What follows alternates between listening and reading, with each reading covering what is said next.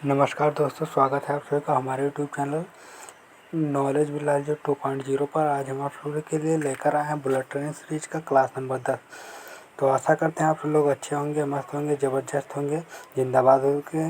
तो आज के क्लास को स्टार्ट करते हैं, जिसमें पहला क्वेश्चन है, भारत का पहला निजी ऑर्बिटल क्लास रॉकेट कौन सा है? PSLV, SSLV या विक्रम फर्स्ट। इसका राइट आंसर है ऑप्शन सी, विक्रम फर्स्ट। इसके बारे में जान लेते हैं क्या है विक्रम फर्स्ट। भारत का पहला निजी रूप से विकसित ऑर्बिटल क्लास रॉकेट है, जिसे स्काई रूट एयर स्पेस ने विकसित किया था। इसकी पहली परीक्षण का नाम मिशन आगमन रखा गया है। अगला क्वेश्चन इसी से रिलेटेड है। विक्रम फर्स्ट की परीक्षण उड़ान का नाम क्या रखा गया था? उड़ान जो है था, तो इसका नाम रखा गया था मिशन आगमन। Option B right answer, mission आगमन। पहली परीक्षण उड़ान मिशन आगमन के नाम से आयोजित किए गए थे। भारत के निजी अंतरिक्ष क्षेत्रों के लिए महत्वपूर्ण उपलब्धि है। सिंगापुर, मलेशिया और भारत को जोड़ने वाली 3600 किलोमीटर लंबी सबमरीन केबल का नाम क्या है? सी लिंक है, या I2S ये है, या ओशियननेट है, भारत केबल है।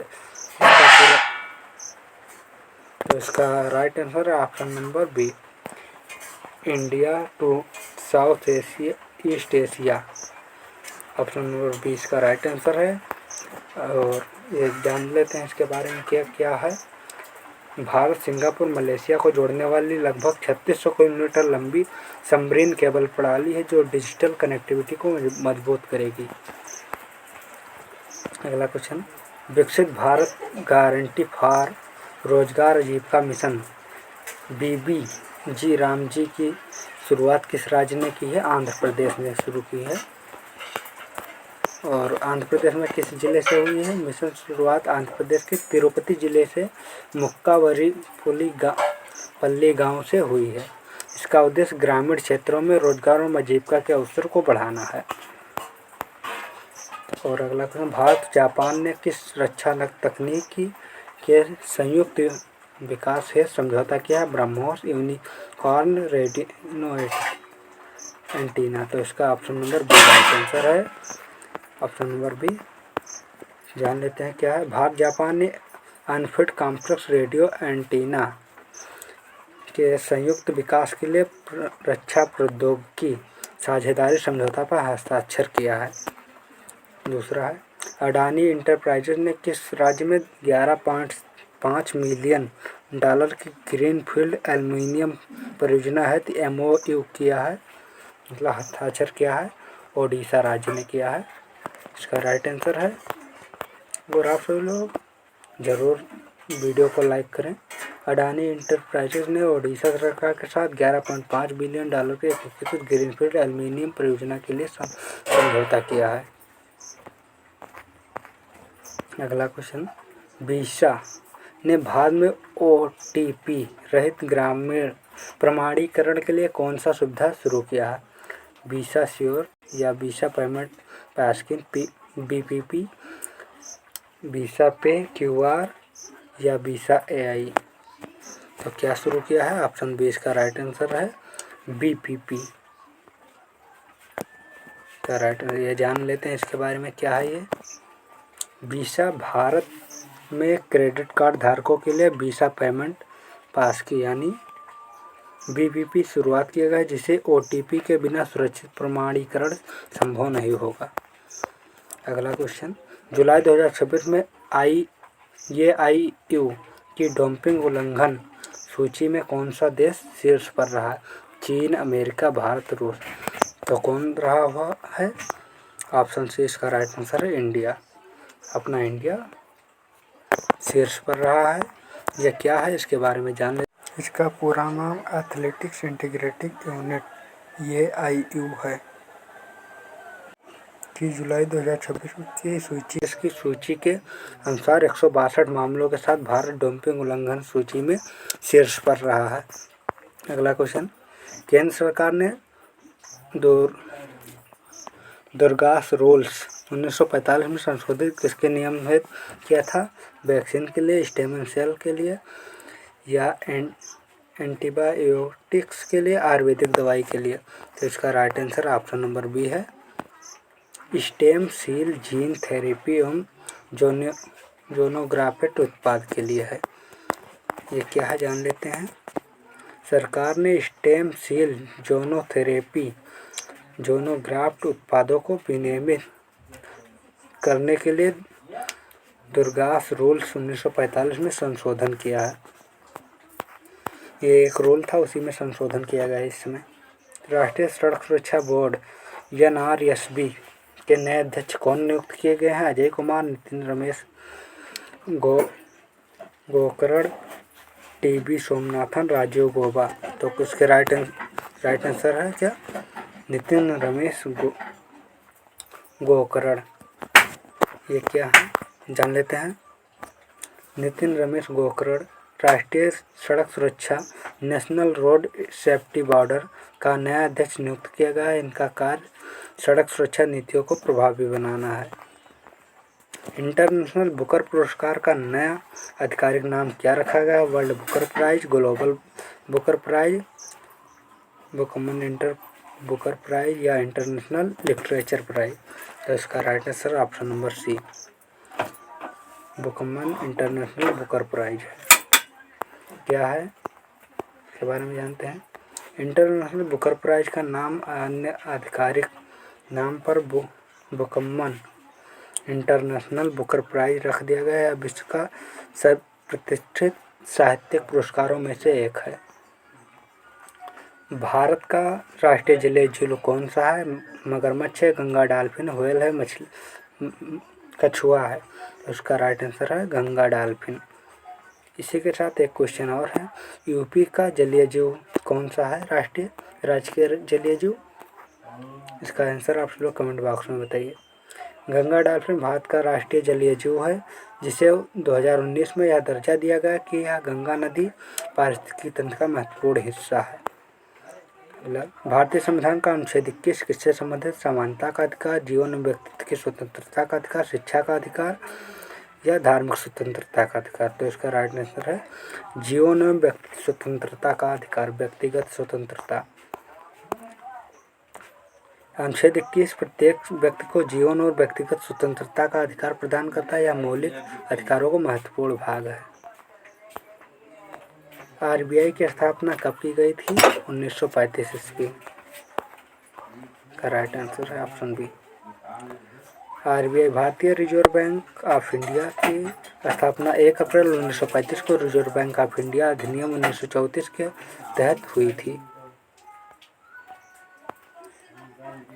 भारत का पहला उपग्रह कौन सा था? Aryabhata. Option C right answer है। भारत का पहला उपग्रह था आर्यभट्ट, जिसे 19 अप्रैल 1975 को सोवियत संघ से प्रक्षेपित किया गया था। कब हुआ था? 19 अप्रैल 1975। भारत का राष्ट्रीय पशु कौन सा है? आप लोग जानते हैं, बाघ है।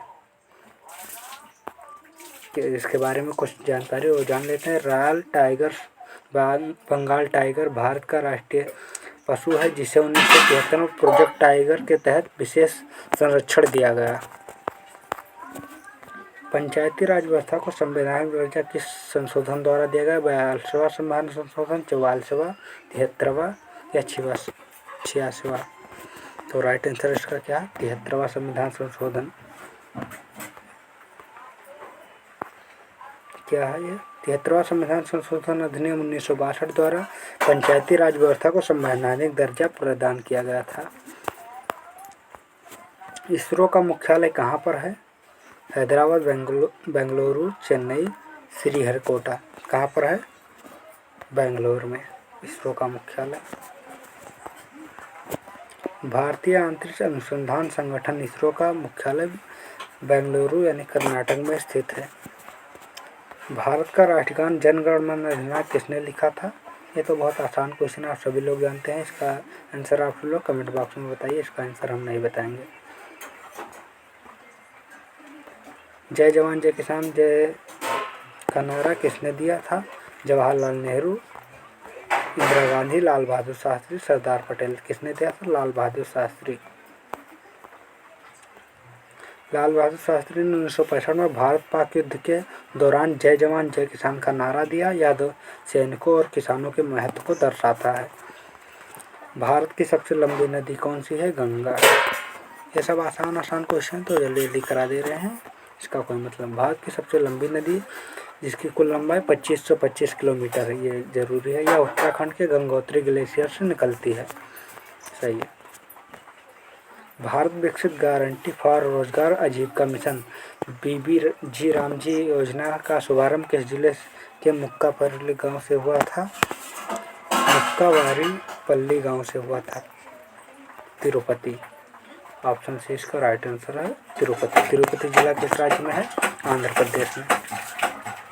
मिशन की शुरुआत आंध्र प्रदेश के तिरुपति जिले के मुक्कावारीपल्ली गांव से हुई है। इसका उद्देश्य ग्रामीण क्षेत्रों में रोजगार और आजीविका के अवसरों को बढ़ावा देना है। अगला क्वेश्चन, भारत और जापान द्वारा संयुक्त रूप से विकसित किए जाने वाले रेडियो एंटीना का नाम क्या है?